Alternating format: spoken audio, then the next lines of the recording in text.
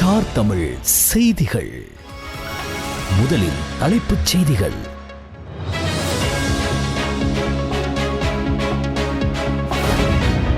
மன்னார் காற்றாலை மற்றும் கனிய மணல் அகழ்வுக்கு எதிர்ப்பு தெரிவித்து கொழும்பில் பாரிய போராட்டம்.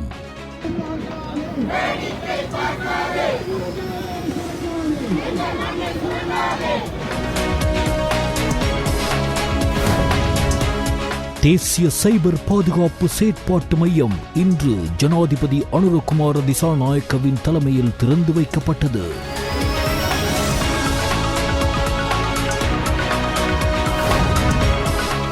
மக்கள் எதிர்கொள்ளும் பிரச்சினைகளை ஒரே கையெழுத்தில் ஒரே அடியில் தீர்ப்பதாக வாக்குறுதி அளித்து ஆட்சிக்கு வந்த தற்போதைய அரசாங்கத்தால் இதுவரை எந்த பிரச்சனையையும் தீர்க்க முடியாமல் போயுள்ளன.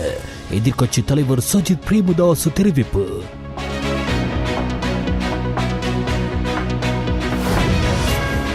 முன்னாள் ராஜாங்க அமைச்சர் சஷிந்திர ராஜபக்சவின் விளக்கமறியல் காலம் நீடிப்பு.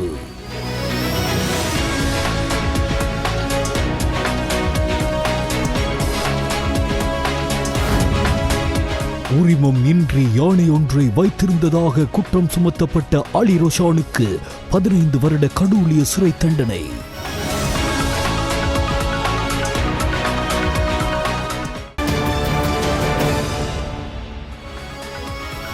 உள்நாட்டுச் செய்திகள்.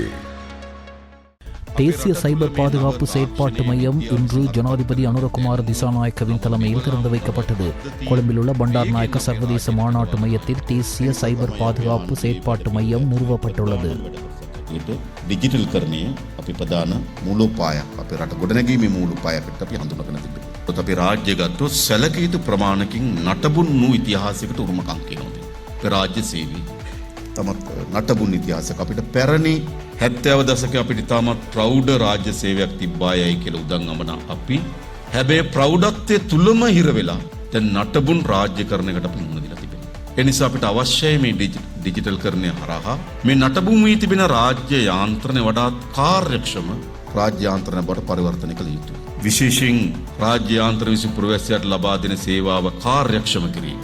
අද ගත්තොත් අපේ රටේ පුරවැසියන්ගෙන් අපේ රාජ්‍ය සේවය පිළිබඳ තෘප්තිමත් නැහැ. පිළිගත යුතුයි. නිසා තෘප්තිමත් කාර්යක්ෂම රාජ්‍ය සේවයක් ලබා දෙන්න නම් අපි නව පද්ධතීන් නිර්මාණය කොට මේ කාර්යක්ෂමතාවයේ ප්‍රතිඵල ලබත් ජනතාවට ලබා දී. අපේ රාජ්‍ය යාන්ත්‍රණයේ ගැඹුරතම අරුබුදයකට අපි මුහුණ දී තිබෙන විනිවිදභාවයේ පිළිබඳ ප්‍රශ්නය. මිලදී ගැනීම, ප්‍රදාන කිරීම, බඳවා ගැනීම, මෙහෙවීම, ප්‍රතිපත්තියේ තීරණ ඒවා යට සැඟුණු න්‍යාය පත්‍ර තිබෙනවාද? වෙනත් පෞද්ගලික අභිලාෂයන් එම යෝජනා තුළ ගැබ්බිලා තිබෙනවාද කියන එක පිළිබඳව මම හිතන්නේ අපි හැම දිනාටම සැකයක් කිනවට වඩා අපි අත්දකපු දෙයක් තියෙනවා. மக்கள் எதிர்கொள்ளும் பிரச்சினைகளை ஒரே கையெழுத்தால் ஒரே அடியில் தீர்ப்பதாக வாக்குறுதி அளித்து ஆட்சிக்கு வந்த தற்போதைய அரசாங்கத்தால் இதுவரை எந்த பிரச்சனையும் தீர்க்க முடியாது போயுள்ளன. ஜனாதிபதி தேர்தல் நடந்து கிட்டத்தட்ட 1 வருடமாகிறது. ஆனால் இதுவரை எந்த பிரச்சனைகளும் தீர்க்கப்படவில்லை. அரசாங்கத்தால் மக்களின் பிரச்சனைகளை தீர்க்க முடியாத நிலையில் மக்கள் எதிர்கொள்ளும் பிரச்சனைகளை எதிர்க்கட்சி முன்வைக்கும் போது அதை தடுப்பதே தற்போதைய அரசாங்கத்தின் பெரும் திறமையாக அமைந்து காணப்படுகின்றன. அரசாங்கம் மக்களின் பிரச்சனைகளை தீர்க்க தயாராக இல்லை. மக்கள் பிரச்சனைகளை ஆளும் தரப்பு சபையில் முன்வைப்பதும் இல்லை. சபை அமர்வில் நாம் மக்களின் இத்தகைய பிரச்சனைகளை முன்வைக்கும் போது ஒளிவாங்கியினை துண்டிக்கின்றனர். அவை நிலைய கட்டளைக்கு புறம்பானவை என்றும் தெரிவிக்கின்றனர். அரசாங்கம் இவ்வாறு நடந்து கொண்டாலும் எதிர்க்கட்சி எப்படியாவது மக்களின் பிரச்சனைகளை பாராளுமன்றத்தில் முன்வைத்து பதில்களை பெற்றுத்தர நடவடிக்கை எடுக்கின்றது என்று எதிர்க்கட்சித் தலைவர் சஜித் பிரேமதாஸ் தெரிவித்தார். அனுராதபுரம் விளச்சிய பிரதேசத்தில் நேற்று நடைபெற்ற மக்கள் சந்திப்பில் கலந்து கொண்டு உரையாற்றும் போது எதிர்க்கட்சித் தலைவர் சஜித் பிரேமதாஸ் இவ்வாறு தெரிவித்தார்.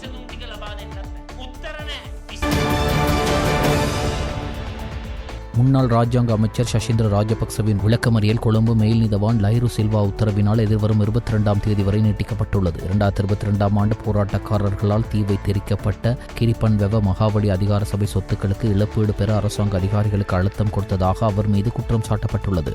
வழக்கை விசாரிக்கும் நிரந்தர பிரதான நீதவான் விடுமுறையில் இருந்ததால் மேலதிக நீதவான் விளக்கமறியலில் வைக்க உத்தரவிட்டார். சந்தேக நபருக்கு பிணை வழங்குவதா இல்லையா என்பது குறித்து உத்தரவு அன்றைய தினம் பிறப்பிக்கப்படும் என்றும் நீதவான் உத்தரவிட்டுள்ளார்.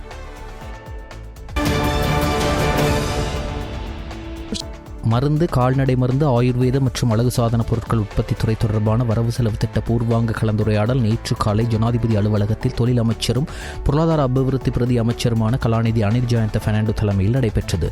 ஜனாதிபதி அனுரகுமார திசாநாயக்க தலைமையிலான அரசாங்கத்தால் மேற்கொள்ளப்படும் பொருளாதார அபிவிருத்தி திட்டத்திற்கு மருந்து, கால்நடை மருந்து, ஆயுர்வேத மற்றும் அழகு சாதன பொருட்கள் உற்பத்தி துறை முழு ஆதரவையும் வழங்கும் என்று இந்த கலந்துரையாடலில் அவர்கள் தெரிவித்தனர். மருந்து, கால்நடை மருந்து, ஆயுர்வேத மற்றும் அழகு சாதன பொருட்கள் உற்பத்தி துறையில் நிலவும் பிரச்சினைகள் குறித்து விரிவாக ஆராயப்பட்டதோடு எதிர்வரும் வரவு செலவு திட்டத்திற்கென பல பயனுள்ள பரிந்துரைகளை அவர்கள் முன்வைத்தனர். எதிர்வரும் வரவு செலவு திட்டத்தை தயாரிக்கும் போது அந்த அனைத்து முன்மொழிவுகள் தொடர்பிலும் கவனம் செலுத்தப்படும் என்றும், தேவைப்பட்டால் தரமான பொருட்களை உற்பத்தி செய்ய புதிய சட்டங்கள் கொண்டு வரப்படும் என்றும் தொழில் அமைச்சரும் பொருளாதார அபிவிருத்தி பிரதி அமைச்சருமான கலாநிதி அனில் ஜெயந்த பெர்னாண்டோ தெரிவித்தார். ஜனாதிபதியின் சிரேஷ்ட மேலதிக செயலாளர் கபில ஜனக பண்டார, ஏற்றுமதி அபிவிருத்தி சபையின் தலைவர் மங்கள விஜய், நிதியமைச்சின் அதிகாரிகள் மற்றும் மருந்து, கால்நடை மருந்து, ஆயுர்வேத மற்றும் அழகு சாதன பொருட்கள் உற்பத்தி துறைகளைச் சேர்ந்த பிரதிநிதிகள் இந்த சந்திப்பில் கலந்து கொண்டனர். மன்னாரில் காற்றாலை மற்றும் கனியமணல் அகழ்வுக்கு எதிராக இன்று கொழும்பில் பாரிய போராட்டம் ஒன்று முன்னெடுக்கப்பட்டது. கொழும்பு காளிமுகத்திடலிலும் ஜனாதிபதி செயலகத்திற்கு முன்பாகவும் இந்த போராட்டம் இடம்பெற்றது. இதில் பெருமளவிலான மக்கள் கலந்து கொண்டனர்.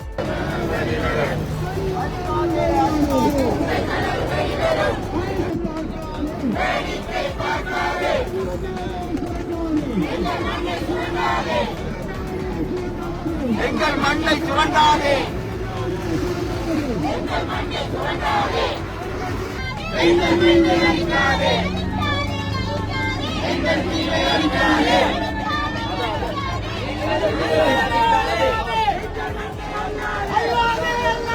எங்கள் மண்ணை அழிக்காதே.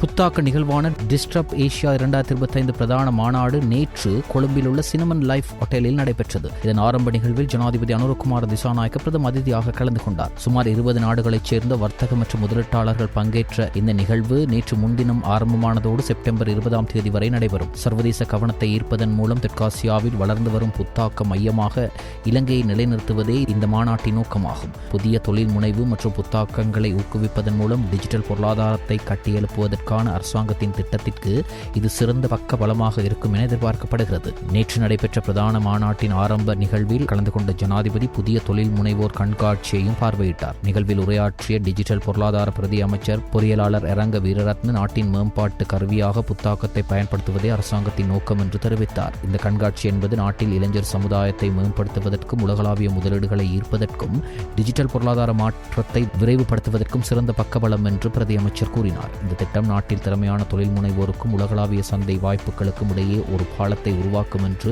தெற்காசியாவில் புத்தாக்கத்திற்கான நுழைவாயிலாக இலங்கையை நிலைநிறுத்தும் என்றும் அவர் மேலும் சுட்டிக்காட்டினார். இங்கு பிரதான உரை நிகழ்த்திய கலாநிதி ஆன்ஸ் விஜயசூரிய, இலங்கையின் டிஜிட்டல் மயமாக்கலின் நோக்கங்களையும் அடுத்த 4 ஆண்டுகளில் $15 பில்லியன் டிஜிட்டல் பொருளாதாரத்தை அடைவதற்கான திட்டங்களையும் விளக்கினார்.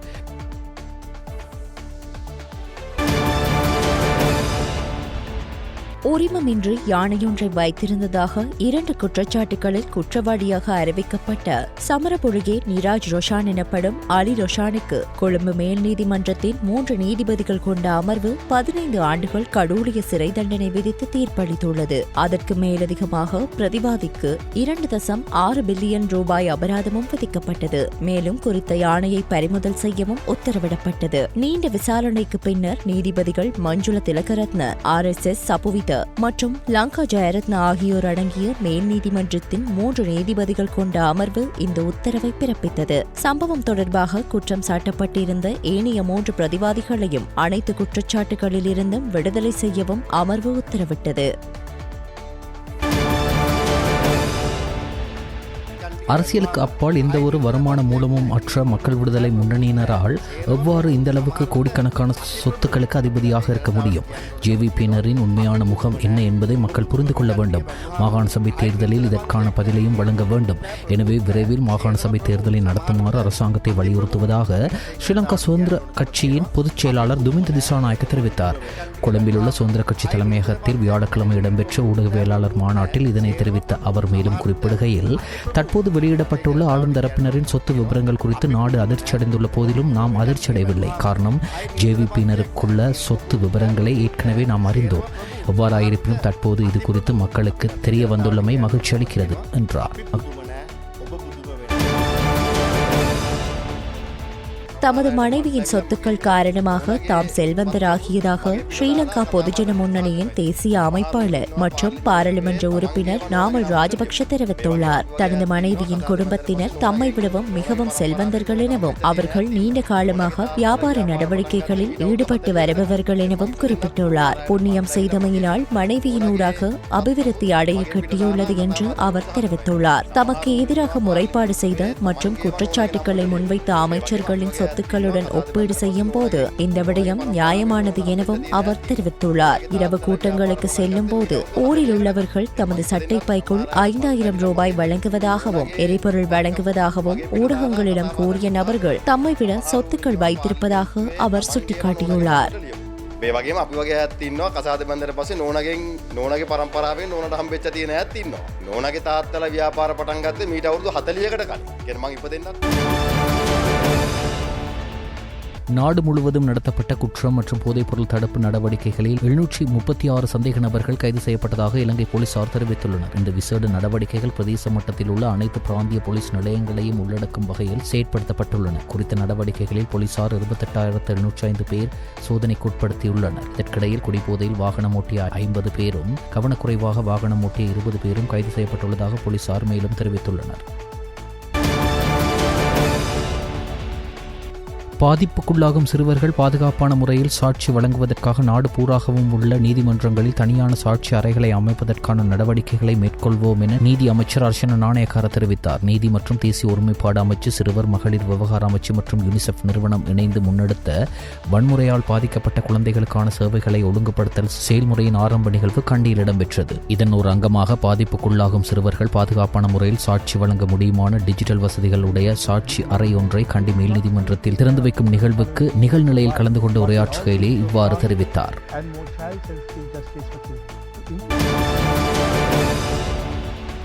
தேவளையில் உள்ள அடுக்குமாடி குடியிருப்பு ஒன்றிலிருந்து கீழே விழுந்து இறந்ததாக சந்தேகிக்கப்படும் சீன நாட்டவரின் சடலம் தெய்வல போலீசாரால் மீட்கப்பட்டுள்ளது. தெய்வல போலீஸ் நிலையத்திற்கு கிடைத்த தொலைபேசி அழைப்பை அடுத்து தெய்வல அல்விஸ் வீதியில் உள்ள ஒரு வீட்டின் பின்னால் சடலம் மீட்கப்பட்டதாக போலீசார் தெரிவித்தனர். இந்த நாட்டில் தனியார் துறையில் பணிபுரியும் சீன நாட்டினர் குழு ஒன்று இந்த வீட்டிற்கு அருகிலுள்ள அடுக்குமாடி குடியிருப்பு வளாகத்தில் தங்கியிருந்ததாகவும் குறித்த நபர் மேல்மாடியிலிருந்து விழுந்து இறந்திருக்கலாம் எனவும் போலீசார் சந்தேகிக்கின்றனர். சடலம் தற்போது கொழும்பு தெற்கு போதனா வைத்தியசாலையின் பிரேத அறையில் வைக்கப்பட்டுள்ளதுடன் சம்பவம் குறித்து தெய்வல போலீசார் மேலதிக விசாரணைகளை முன்னெடுத்துள்ளனர்.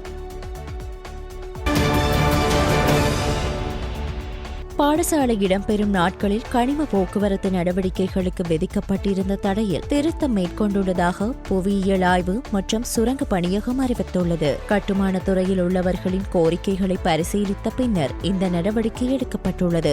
பாடசாலை இடம்பெறும் நாட்களில் கனிம போக்குவரத்து நடவடிக்கைகளுக்கு தடை விதிப்பதற்கு முன்னதாக தீர்மானிக்கப்பட்டிருந்தது. அதன்படி பாடசாலை நாட்களில் காலை 6:30 மணி முதல் 7:45 மணி வரையிலும், முற்பகல் 11:30 மணி முதல் பிற்பகல் 2:30 மணி வரையிலும் கனிம போக்குவரத்து நடவடிக்கைகள் இடைநிறுத்தப்பட வேண்டும் என அறிவிக்கப்பட்டிருந்தது.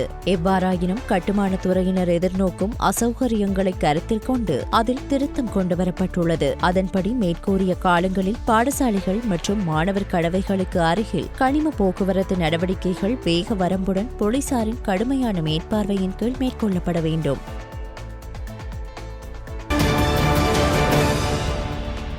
தனது தந்தையின் மறைவை தொடர்ந்து இலங்கை கிரிக்கெட் வீரர் துனித் வெல்லாலகே இன்று காலை கட்டுநாயக்க விமான நிலையத்தை வந்தடைந்தார். இன்று அவர் காலை 8:25 மணிக்கு எத்தியாட் ஏர்வேஸ் விமானம் EY 392 மூலம் அபுதாபியிலிருந்து நாட்டை வந்தடைந்தார்.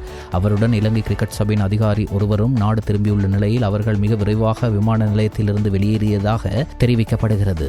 துனித் வெல்லாலகேவின் தந்தை திடீர் மாரடைப்பால் நேற்று இரவு உயிரிழந்த அதே நேரம் ஆப்கானிஸ்தானுக்கு எதிரான போட்டியில் துனித் விளையாடிக் கொண்டிருந்தமை குறிப்பிடத்தக்கது.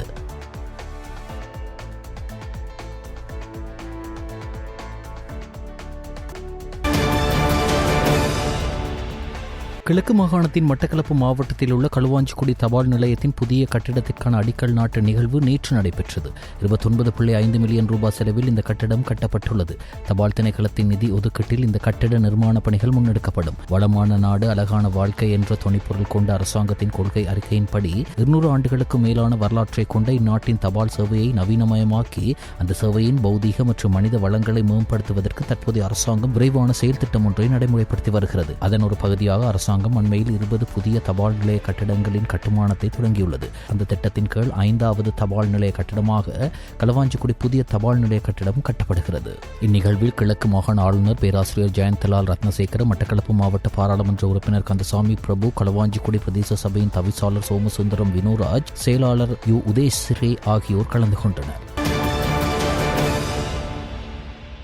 அல்லவல்லவாய பிரதான வீதியில் ஏற்பட்ட பேருந்து விபத்தின் போது மீட்பு பணிக்கு வந்த ராணுவ விசேட படை வீரரை கௌரவிக்கும் நிகழ்வொன்று வெள்ளவாயவில் நடைபெற்றது. பேருந்து கவிழ்ந்தவுடனேயே முதலில் ஏறி காயமடைந்தவர்களை மீட்டவர் ராணுவ விசேட அதிரடி படையின் லான்ஸ் கோப்ரல் WMVM பண்டாரை என்பவராவார். இதன்போது இந்நிகழ்வில் குறித்த வீரருக்கு நினைவு சின்னமும் பரிசுகளும் வழங்கப்பட்டன. இந்த பாராட்டு நிகழ்வானது வெள்ளவாய ஐக்கிய நலன்புரி சங்க உறுப்பினர்களால் ஏற்பாடு செய்யப்பட்டது. இதில் ராணுவ வீரரின் தாய் மொனராகலை மாவட்ட பாராளுமன்ற உறுப்பினர் சத்துரி கங்காணி, வெள்ளவாய பிரதேச சபையின் தலைவர் W நிஹால் ஆகியோரும் கலந்து கொண்டனர்.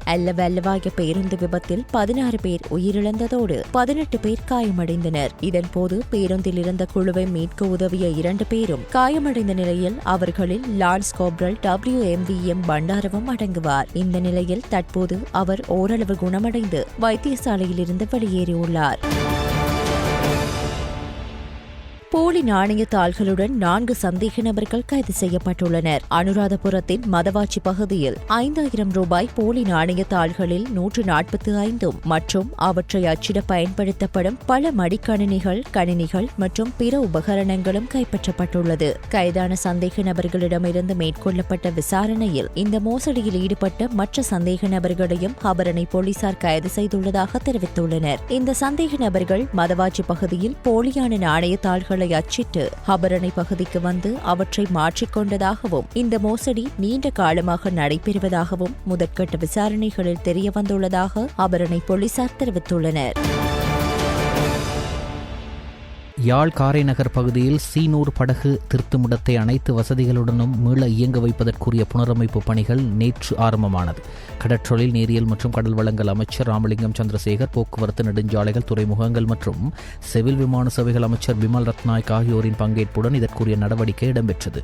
வடக்கு மாகாண ஆளுநர் நாவண்ணா வேதநாயகம், கடற்றொழில், நீரியல் மற்றும் கடல் வளங்கள் அமைச்சின் செயலாளர் கோலித்த கமல் ஜினதாச, தேசிய மக்கள் சக்தியின் யாழ் மாவட்ட நாடாளுமன்ற உறுப்பினர்கள், அமைச்சின் அதிகாரிகள், C100 நிறுவனத்தின் அதிகாரிகள் ஆகியோர் நிகழ்வில் பங்கேற்றிருந்தனர். C100 படகு திருத்துமிடம் நெடுநாளாக இயங்கா நிலையில் இருந்தது. இதனால் படகு திருத்த பணிகளை மேற்கொள்வதில் மீனவர்கள் சிரமங்களை எதிர்நோக்கி வந்தனர். இது தொடர்பில் அமைச்சர் சந்திரசேகரிடம் கோரிக்கை விடுக்கப்பட்டிருந்தது.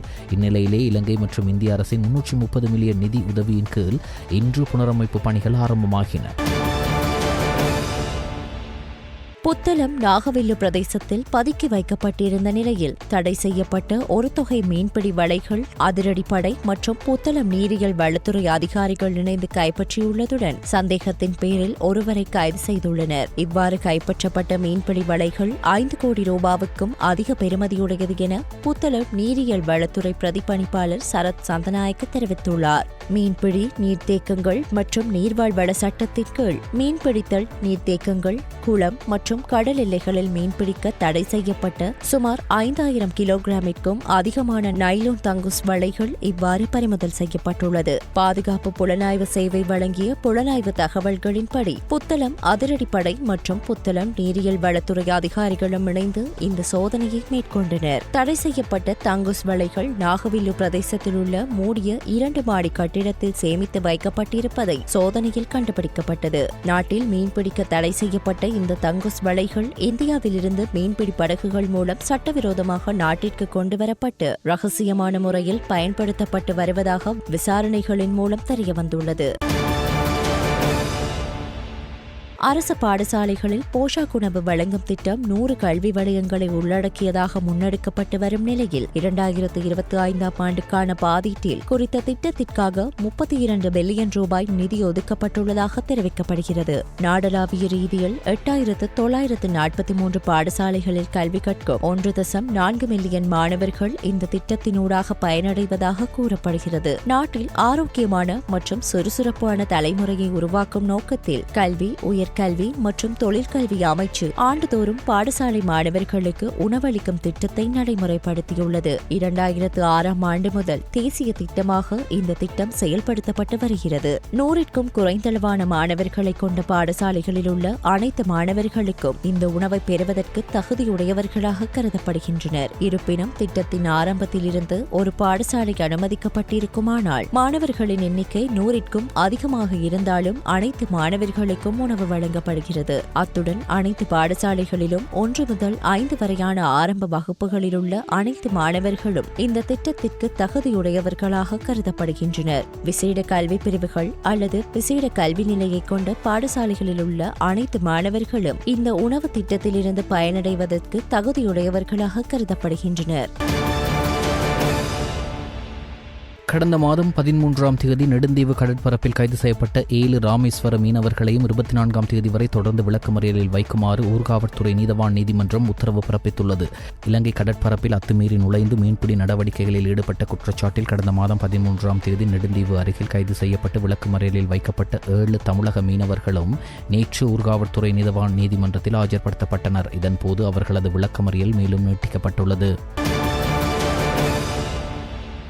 கட்டுநாயக்க விமான நிலையத்தின் புறப்பாடு முனையத்துக்குள் பார்வையாளர்கள் நுழைவது வியாழன் மற்றும் சனிக்கிழமைகளில் இரவு 10 மணி முதல் நள்ளிரவு வரை மட்டுமே கட்டுப்படுத்தப்படும் என்று விமான நிலையம் மற்றும் விமான சேவைகள் நிறுவனம் தெரிவித்துள்ளது. விமான நிலைய நடவடிக்கைகளை சீராக நடத்துவதற்கும் பயணிகளின் வசதியை மேம்படுத்துவதற்கும் உச்ச நேரங்களில் பார்வையாளர் அணுகலை கட்டுப்படுத்த அறிமுகப்படுத்தப்பட்ட முந்தைய நடவடிக்கையின் தொடர்ச்சியாக இந்த முடிவு எடுக்கப்பட்டுள்ளதாக தெரிவிக்கப்பட்டுள்ளது. இது தொடர்பாக பயணிகளின் ஒத்துழைப்பு எதிர்பார்க்கப்படுவதாகவும் விமான நிலையம் மேலும் தெரிவித்துள்ளது. நாட்டின் சில பகுதிகளுக்கு மண் சரிவு அபாய எச்சரிக்கை விடுத்து தேசிய கட்டிட ஆராய்ச்சி நிறுவனம் அறிக்கை ஒன்றை வெளியிட்டுள்ளது. இந்த எச்சரிக்கை இன்று முற்பகல் 10 மணி முதல் நாளை முற்பகல் 10 மணி வரை அமுலில் இருக்கும் என்று தேசிய கட்டிட ஆராய்ச்சி நிறுவனம் தெரிவித்துள்ளது. அதன்படி எச்சரிக்கை விடுக்கப்பட்டுள்ள பிரதேசங்கள்: கொழும்பு மாவட்டம் சீதாவக, களுத்துறை மாவட்டம் இங்கிரிய ஒரண, கேகள்ளை மாவட்டம் தெய்யோவிட்ட, நுவரெலியா மாவட்டம் கொத்மல, ரத்னபுரி மாவட்டம் ரத்னபுரி ஆகிய பிரதேசங்களுக்கே இவ்வாறு அபாய எச்சரிக்கை விடுக்கப்பட்டிருக்கிறது. மீரிகம்ம போலீஸ் பிரிவின் ரெந்தபுல பகுதியில் கூறிய ஆயுதத்தால் தாக்கப்பட்டு பெண் ஒருவர் கொலை செய்யப்பட்டுள்ளார். நேற்று குறித்த பெண் அவரது கணவரால் கொலை செய்யப்பட்டதாக தெரிவிக்கப்படுகிறது. உயிரிழந்தவர் ரெந்தபுல பகுதியைச் சேர்ந்த 33 வயதுடையவராவார் என தெரிவிக்கப்படுகிறது. சந்தேக நபர் கைது செய்யப்பட்டுள்ளதுடன் குறித்த பெண்ணுடன் ஏற்பட்ட குடும்ப தகராறு காரணமாக இந்த கொலை நடைபெற்றுள்ளதாக விசாரணைகளில் தெரியவந்துள்ளது. சடலம் வத்துப்பிட்டிவல வைத்தியசாலையின் பிரேத அறையில் வைக்கப்பட்டுள்ளதுடன் மீரிகம்ம போலீசார் மேலதிக விசாரணைகளை மேற்கொண்டு வருகின்றனர். மேல் சபரகமுவ, மத்திய, வடக்கு மற்றும் வடமேல் மாகாணங்களிலும் காலி மற்றும் ஆத்தர மாவட்டங்களிலும் அவ்வப்போது மழை அல்லது இடியுடன் கூடிய மழை பெய்யக்கூடும் என வளிமண்டலவியல் திணைக்களம் எதிர்வு கூறியுள்ளது. கிழக்கு மற்றும் உவா மாகாணங்களிலும் அம்மந்தொட்ட மாவட்டத்திலும் பிற்பகல் 1 மணிக்கு பிறகு அவ்வப்போது மழை அல்லது இடியுடன் கூடிய மழை பெய்யக்கூடும் என அந்த திணைக்களம் வெளியிட்டுள்ள வானிலை முன்னறிவிப்பில் தெரிவிக்கப்பட்டுள்ளது. மேல் மற்றும் சபரகமுவ மாகாணங்களிலும் காலி மற்றும் ஆத்தர மாவட்டங்களிலும் சில இடங்களில் 50 மில்லிமீட்டருக்கும் அதிகமான ஓரளவு பலத்த மழை பெய்யக்கூடும். மத்திய மலைநாட்டின் மேற்கு சரிவுகளிலும் வடமத்திய மற்றும் வடக்கு மாகாணங்களிலும் திருகோணமலை மற்றும் அம்பாந்தோட்ட மாவட்டங்களிலும் அவ்வப்போது 30 தொடக்கம் 40 கிலோமீட்டர் வேகத்தில் ஓரளவு பலத்த காற்று வீசக்கூடும். இடியுடன் கூடிய மழை பெய்யும் வேளைகளில் அப்பிரதேசங்களில் தற்காலிகமாக அதிகரித்து வீசக்கூடிய பலத்த காற்று மற்றும் மின்னல் தாக்கங்களால் ஏற்படக்கூடிய பாதிப்புகளை குறைத்துக் கொள்ள தேவையான முன்னெச்சரிக்கை நடவடிக்கைகளை எடுத்துக் கொள்ளுமாறு வளிமண்டலவியல் திணைக்களம் பொதுமக்களை அறிவுறுத்தியுள்ளது. வெளிநாட்டு செய்திகள்.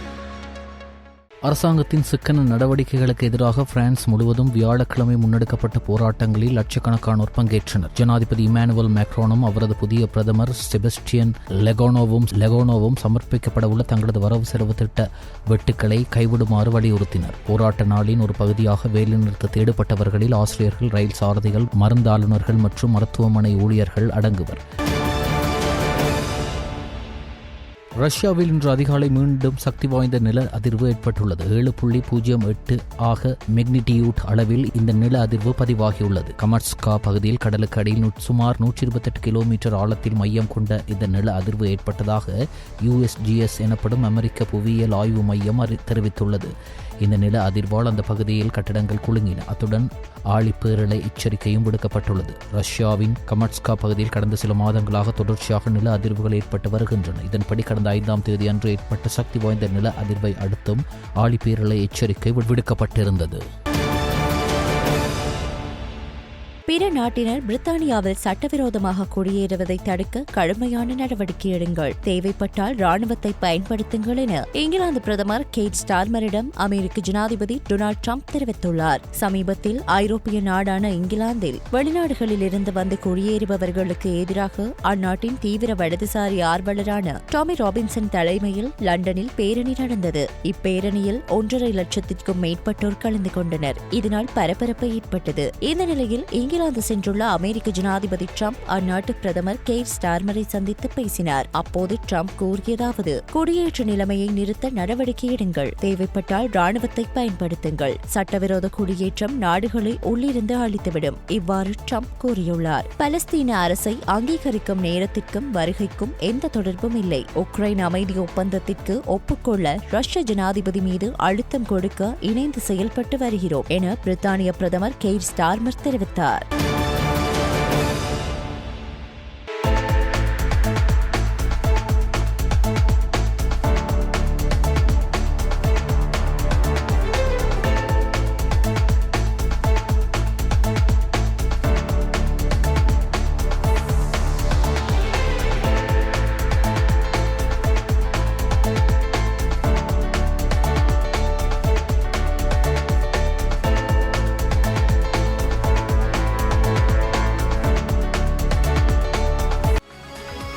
விளையாட்டுச் செய்திகள்.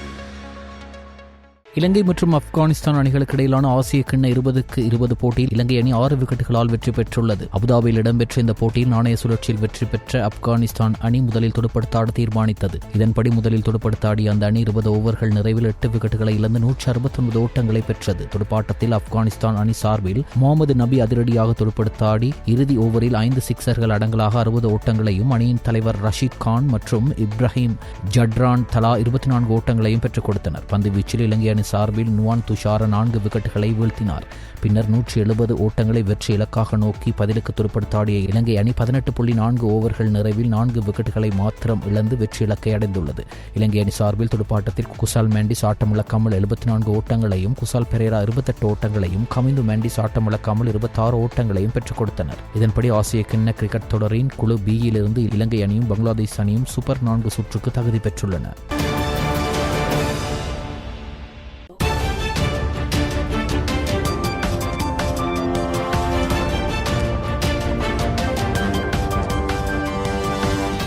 ஸ்டார் தமிழ் செய்திகள் இத்துடன் நிறைவடைகின்றன. மீண்டும் எமது செய்திகள் நாளை இரவு 7 மணிக்கு ஒளிபரப்பாகும்.